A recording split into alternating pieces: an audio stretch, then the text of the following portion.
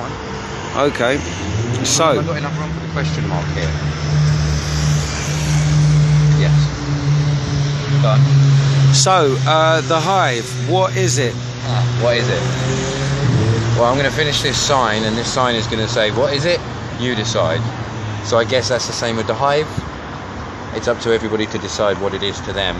But basically, it's a multi-function, multi-skilled central point for people in the local area and people with skills and talents to get together and collaborate in a space designed specifically for that. Okay, choice of questions. How long has it been open? What's happened so far? What's the general manifesto? Choice of questions. Yeah, you can answer all or whatever you like. Right, how long has it been open? It's been open for like 6 weeks now, hasn't it? 6 weeks. Well, technically, it's been open actually 3 weeks in that 6 weeks that we've had the building project. But I mean, it's open. You know, people can come by every single day. There's always great stuff to get involved with. So it's been open about 6 weeks, I'd say. And what's happened so far? Well, we had a couple of art exhibitions. We've had some music nights. You did 3 weeks of build first. Oh, yeah. We've had a few weeks of build first. And then you had the Freedom exhibition, which lasted for 2 weeks.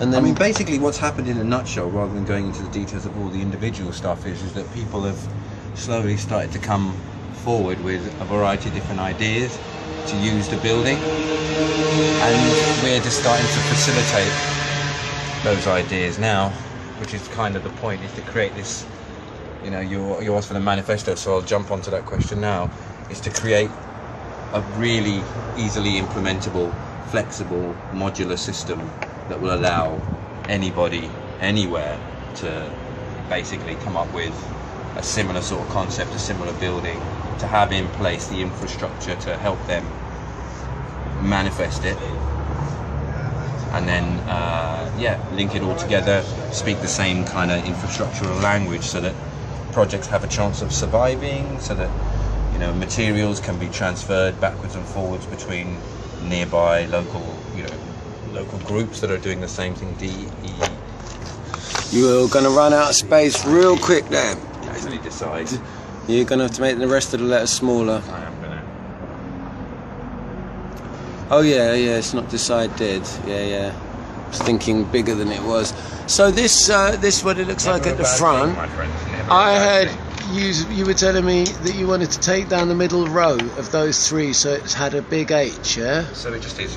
It's congruent with the actual logo itself, which, you know, kind of is just a bit of a lucky, happy coincidence, I guess, is the fact that the logo and the front of the building just look so damn similar.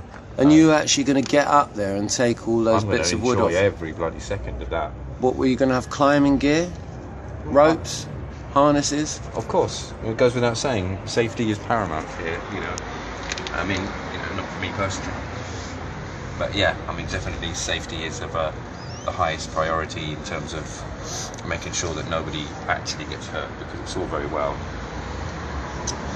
having really highfalutin plans and projects, but the thing that's always prevented these projects from working, in my experience in the past, has been not necessarily a proper appreciation for health and safety. You know, these are public projects and community autonomous projects, and, you know, that's a great thing and something to be supported, definitely. But equally, it's foolish to assume every human being starts off with the ability to run projects like this. It does take time and effort and energy to learn the necessary and the required skills. You know, no one pops out of the womb and starts walking, so why should we assume the communities can basically just coalesce around a single project and appropriately facilitate and manage it and make it work without any understanding or training, or without seeing even a vague idea of what it could potentially run in this modern environment.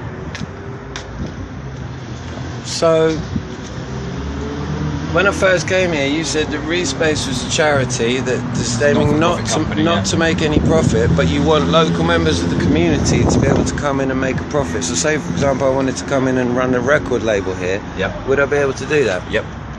Yeah, the point is to eliminate from the equation the piss takers, the people who are earning huge amounts of money from the process without actually putting anything into the process. So in some cases that can be landlords where they're charging a massive amount of rent just for the privilege of having some money enough to buy the building in the first place, or more likely just for the privilege of having been able to go to the bank and borrow that money. Well, space is hard to come by.